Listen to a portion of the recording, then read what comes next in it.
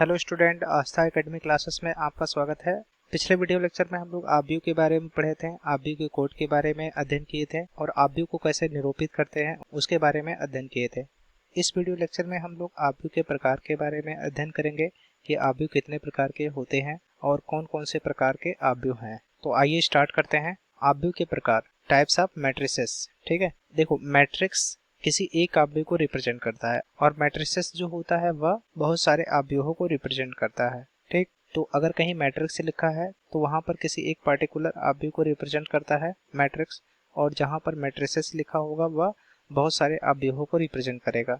तो आप-व्यू जो होता है वह निम्नलिखित प्रकार के होते हैं। अब कौन कौन से प्रकार हैं आइए देखते हैं। यहाँ पर देखिए, पहला जो प्रकार है वह है आयताकार आप-व्यू। देखिए, ऐसा आप-व्यू जिसमें स्तंभों की संख्या n पंक्तियों की संख्या के बराबर ना हो, अर्थात यम जो है वह n के बराबर ना हो, तो इस प्रकार के आप-व्यू को क्या कहा जाता है? आयताकार आप-व्यू कहा जाता है। ठीक, तो आयताकार आप-व्यू किसे कहेंगे? आयताकार आप-व्यू जो होगा वह ऐसा आप-व्यू होगा जिसमें स्तंभों की जो संख्या होगी वह पंक्तियों की संख्या के बराबर नहीं होगी। ठीक है, किसके बराबर नहीं होगी?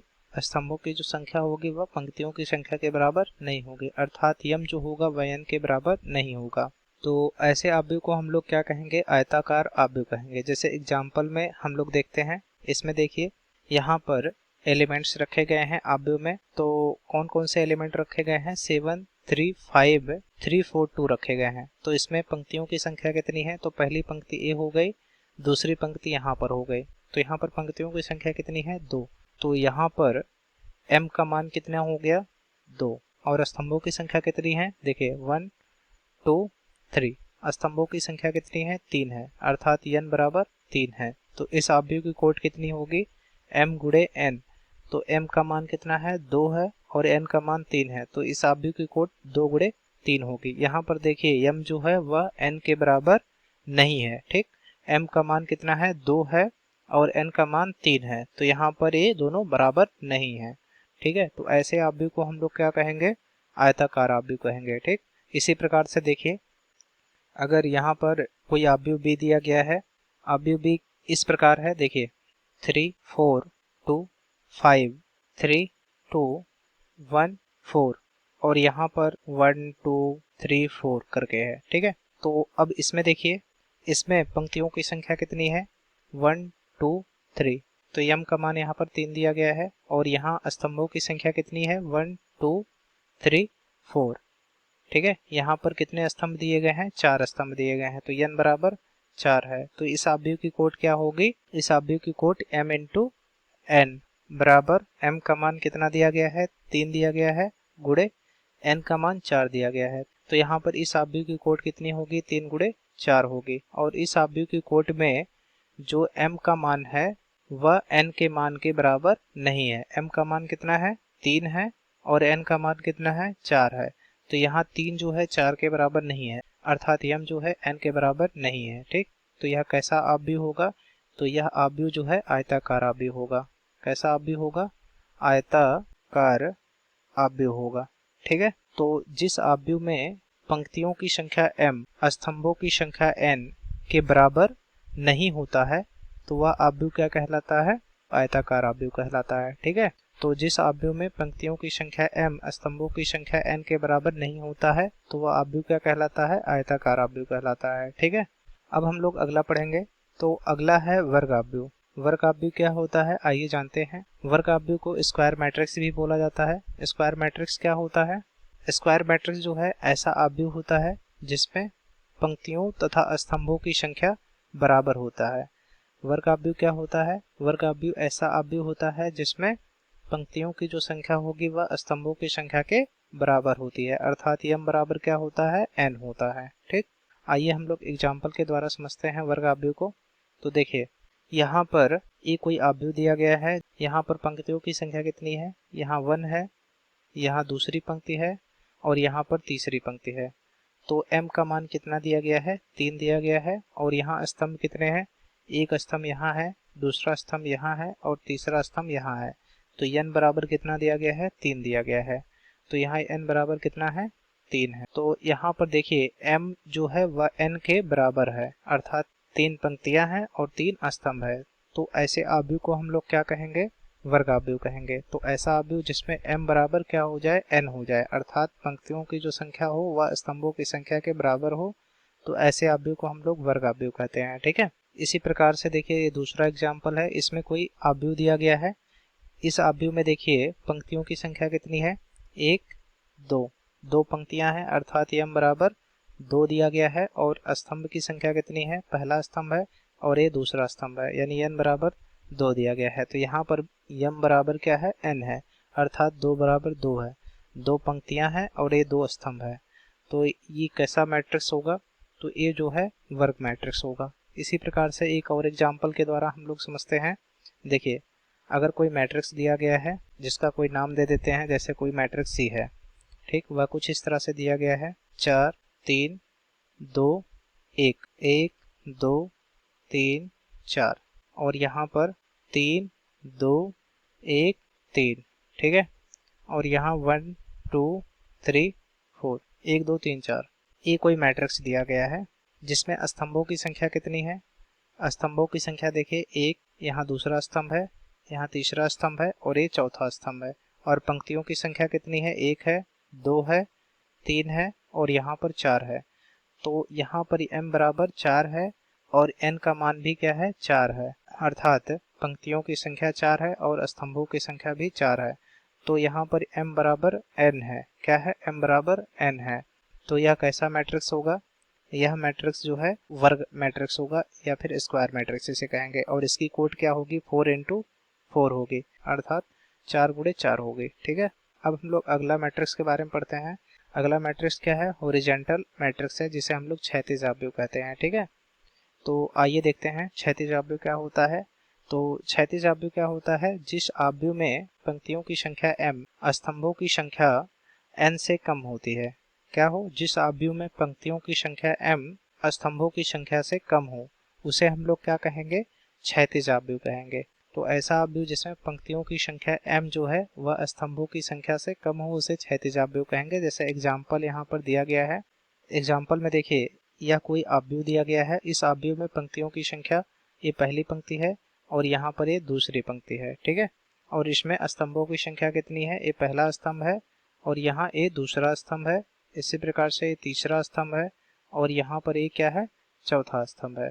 ठीक, तो यहाँ पंक्तियों की संख्या m बराबर कितना दिया गया है, 2 दिया गया है और n बराबर 4 दिया गया है। ठीक, तो क्षैतिज आव्यूह क्या कहलाता है, क्षैतिज आव्यूह ऐसा आव्यूह होता है जिसमें पंक्तियों की संख्या कम होती है, किससे, स्तंभों की संख्या से। ठीक है, तो इसमें क्या है, m कम है किससे, n से, m क्या है, n से कम है, तो यह कैसा आव्यूह कहलाएगा, क्षैतिज आव्यूह कहलाएगा। ठीक है, तो यहाँ पर देखिए एग्जाम्पल में यहाँ पंक्तियों की संख्या 2 ही है जबकि स्तंभों की संख्या 4 है। तो यहाँ पंक्तियों की संख्या क्या है, कम है, किससे, स्तंभों की संख्या से, तो यह कैसा आव्यूह होगा, क्षैतिज आव्यूह होगा। और भी एग्जाम्पलों से हम लोग समझते हैं, जैसे कोई आव्यूह दिया गया है b, ठीक है, और ये कुछ इस तरह से दिया गया है, 2 हुआ, 4 हुआ, 6 हुआ, 8 हुआ, 7 हुआ। ठीक, और यहाँ आगे दिया गया है 1 हुआ, 2 3 4 5। ठीक है, ये कोई दिया गया है आव्यूह। तो यहाँ पर 2 4 6 8 7 ये दिया गया है, और यहाँ दूसरी पंक्ति में दिया गया है 1 2 3 4 5, यानी 1 2 3 4 5 दिया गया है। ठीक, तो यह क्या है, पहली पंक्ति है और यह क्या है, दूसरी पंक्ति है।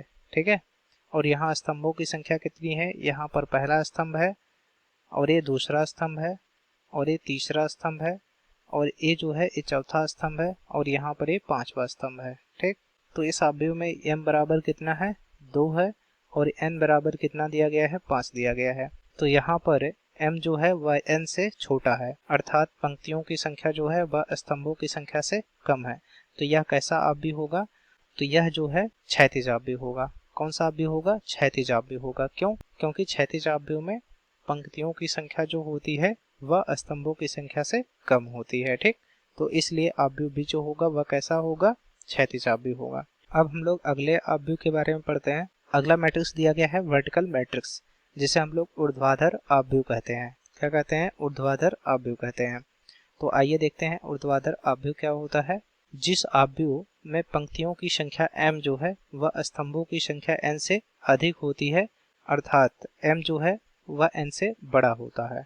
इसका क्या मतलब हुआ, इसमें पंक्तियों की संख्या जो है वह स्तंभों की संख्या से अधिक होती है। ठीक, तो ऐसे मैट्रिक्स को हम लोग ऊर्ध्वाधर आव्यूह कहेंगे या फिर वर्टिकल मैट्रिक्स कहेंगे। ठीक है, आइए एग्जाम्पल के द्वारा समझते हैं। यहाँ एग्जाम्पल दिया गया है, एक ऐसा मैट्रिक्स है, यहाँ पर देखिए जो पंक्तियां हैं, पंक्तियों की संख्या कितनी है, यहाँ पर पहली पंक्ति हुई, ये दूसरी पंक्ति हुई, और ये तीसरी पंक्ति हुई, और ये चौथी पंक्ति हुई। ठीक, तो यहाँ पंक्तियों की संख्या m बराबर कितना दिया गया है, 4 दिया गया है। और स्तंभों की संख्या कितनी है, यहाँ देखिए पहला स्तंभ हुआ और ये दूसरा स्तंभ हुआ, तो यहाँ स्तंभों की संख्या n बराबर 2 दिया गया है।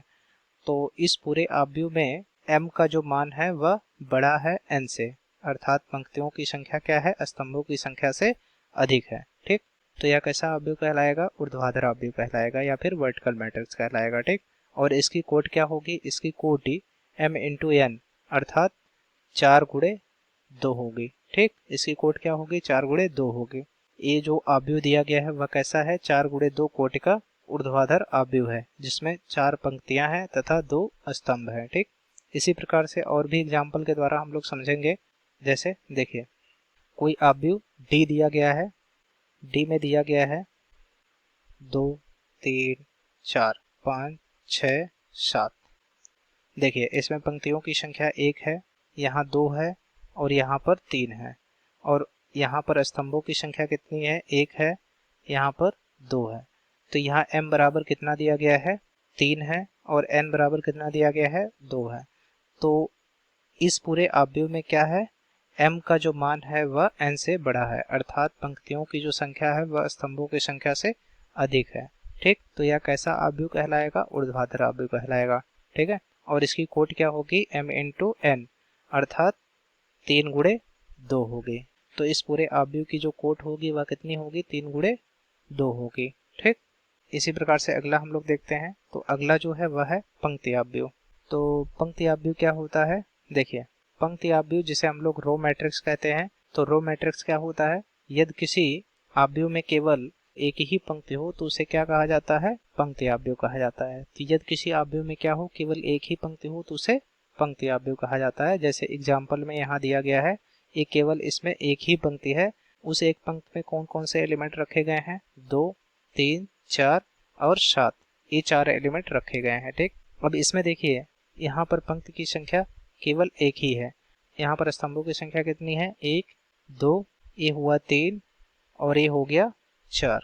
तो इस आव्यूह में पंक्तियों की संख्या m बराबर 1 दिया गया है और n का जो मान दिया गया है वह 4 दिया गया है। बट इसमें क्या है, यह केवल एक ही पंक्ति में रखी गई है, इसलिए इसे क्या कहा जाएगा, पंक्ति आव्यूह कहा जाएगा। ठीक है, इसे हम लोग क्षैतिज आव्यूह भी कह सकते हैं। क्यों क्षैतिज आव्यूह कहा जा सकता है इसको, क्योंकि इसमें n का जो मान है अर्थात स्तंभों की जो संख्या है वह पंक्तियों की संख्या से अधिक है, इसलिए इसको हम लोग क्षैतिज आव्यूह भी कह सकते हैं।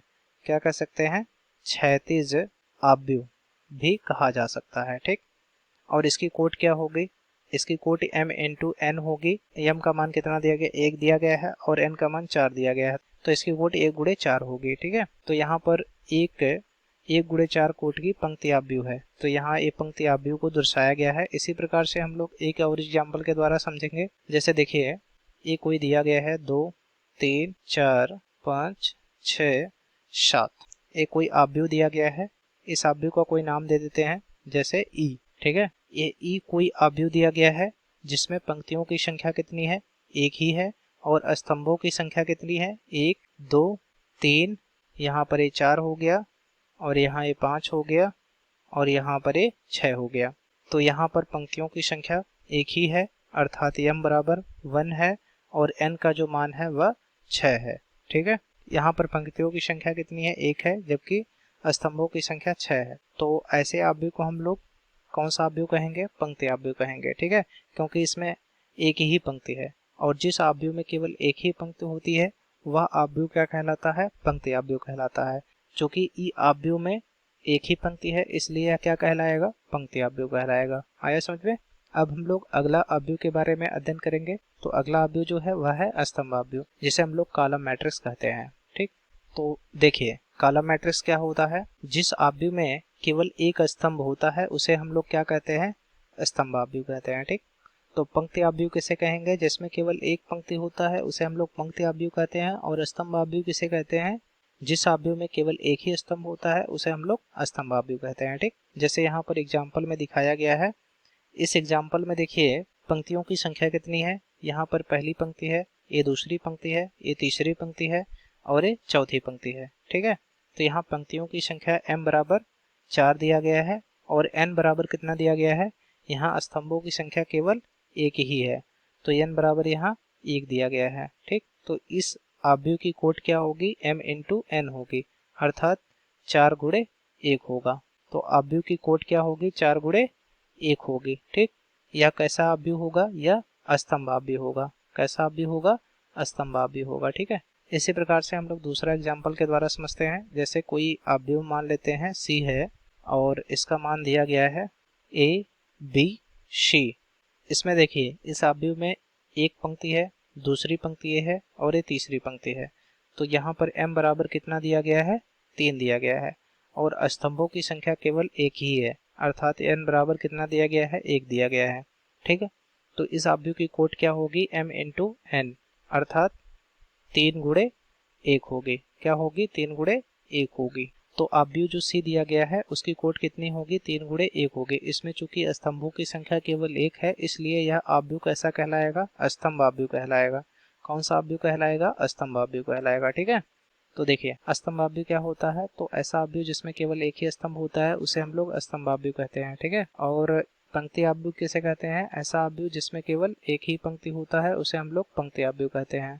ठीक, और ऊर्ध्वाधर आव्यूह क्या होता है? ऊर्ध्वाधर आव्यूह में जो है पंक्तियों की संख्या m जो होता है वह अधिक होती है स्तंभों की संख्या n से। ठीक है, किससे अधिक होती है? पंक्तियों की संख्या m जो होती है वह स्तंभों की संख्या n से अधिक होती है।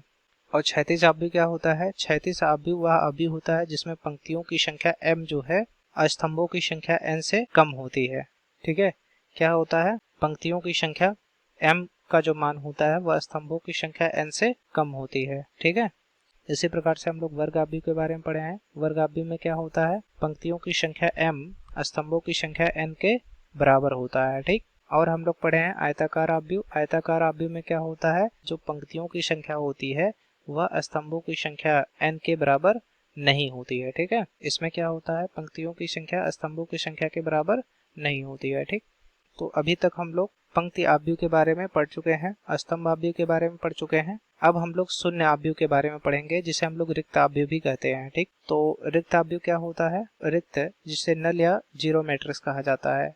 यदि किसी m इंटू n आव्यूह का प्रत्येक तत्व शून्य हो तो उसे क्या कहा जाता है? शून्य आव्यूह कहा जाता है या फिर रिक्त आव्यूह कहा जाता है, तथा इसे o m इंटू n से व्यक्त करते हैं। किससे व्यक्त करते हैं? o m इंटू n से व्यक्त करते हैं। तो रिक्त या शून्य आव्यूह क्या होता है? यदि किसी m इंटू n आव्यूह का प्रत्येक एलिमेंट क्या हो जाए? 0 हो जाए तो उसे हम लोग क्या कहेंगे? शून्य आव्यूह कहेंगे या फिर उसे रिक्त आव्यूह कहा जाता है और इसे o m इंटू n से व्यक्त करते हैं। ठीक, जैसे यहाँ पर एग्जाम्पल दिया गया है। इस एग्जाम्पल में जो आव्यूह बना है इस आव्यूह के सारे एलिमेंट्स जो हैं वह 0 हैं, तो यह कैसा आव्यूह कहलाएगा? 0 आव्यूह कहलाएगा। इसमें पंक्तियों की संख्या देखिए, यह पहली पंक्ति है और यहाँ पर ये दूसरी पंक्ति है और स्तंभों की संख्या यहाँ पर 1 2 और 3 है। ठीक, तो यह कैसा आव्यूह है? यह 2 गुणे 3 कोटि का शून्य आव्यूह है। कैसा आव्यूह है? 2 गुणे 3 कोटि का शून्य आव्यूह है। इसी प्रकार से देखिए और एक एग्जाम्पल के द्वारा समझते हैं। देखिए अगर कोई आव्यूह A दिया गया है जो कि इस प्रकार है 0 0 0 0, तो यह कैसा आव्यूह होगा? यह भी शून्य आव्यूह होगा। क्यों? क्योंकि इसमें सारे एलिमेंट 0 हैं। और यह किस कोट का आव्यूह होगा? तो देखिए इसकी कोट निकालने के लिए इसमें पंक्तियों की संख्या देखते हैं। तो इसमें पंक्तियों की संख्या कितनी है? ये पहली पंक्ति हो गई और ये दूसरी पंक्ति हो गई, अर्थात m का जो मान है वह 2 है और इसमें स्तंभों की संख्या, एक पहला स्तंभ हो गया और एक दूसरा स्तंभ हो गया। तो इसमें स्तंभों की संख्या कितनी है? 2 है। ठीक, अर्थात n बराबर 2 दिया गया है।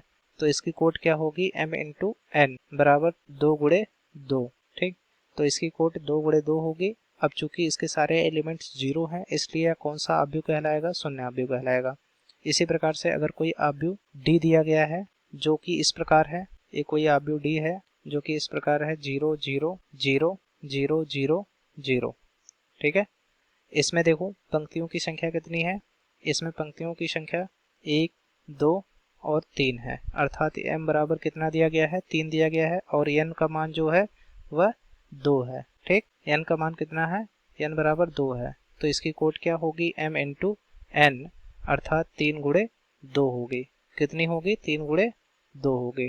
ठीक, और चूंकि इसके सारे एलिमेंट 0 हैं, इसलिए यह कौन सा अवयव कहलाएगा, इसलिए यह शून्य अवयव कहलाएगा। ठीक है, तो अगर किसी अवयव के सारे एलिमेंट्स 0 हैं तो वह कौन सा अवयव कहलाएगा, 0 अवयव कहलाएगा। तो आज हम लोग क्या क्या पढ़े हैं, 7 अवयवों के बारे में पढ़े हैं। अभी और भी बहुत सारे अवयव हैं, तो उसको हम लोग नेक्स्ट वीडियो में कवर करेंगे। तो हम लोग क्या पढ़े हैं, शून्य अवयव के बारे में पढ़े हैं, इसमें सारे एलिमेंट्स 0 हो जाते हैं। ठीक है, और क्या पढ़े, स्तंभ अवयव के बारे में हम लोग अध्ययन किए हैं, पंक्ति अवयव के बारे में हम लोग अध्ययन किए, और ऊर्ध्वाधर अवयव के बारे में हम लोग अध्ययन किए। इसी प्रकार से हम लोग क्षैतिज अवयव के बारे में अध्ययन किए, और हम लोग वर्ग अवयव के बारे में अध्ययन किए, और आयताकार अवयव के बारे में अध्ययन किए। ठीक है, तो इस वीडियो लेक्चर में हम लोग टोटल 7 प्रकार के अवयवों के बारे में अध्ययन किए हैं। नेक्स्ट वीडियो लेक्चर में हम लोग और भी जो प्रकार बचे हुए हैं उनके बारे में अध्ययन करेंगे। ठीक है, तो आई होप आपको ये पूरा वीडियो लेक्चर समझ में आ गया होगा। अगर आपको ये वीडियो अच्छी लगी हो तो वीडियो को लाइक करिए, शेयर करिए और कमेंट करिए, और अगर आप इस चैनल पे नए हैं तो इस चैनल को सब्सक्राइब कर लीजिए, जिससे आने वाले वीडियो लेक्चर का नोटिफिकेशन आपको मिलता रहे। धन्यवाद।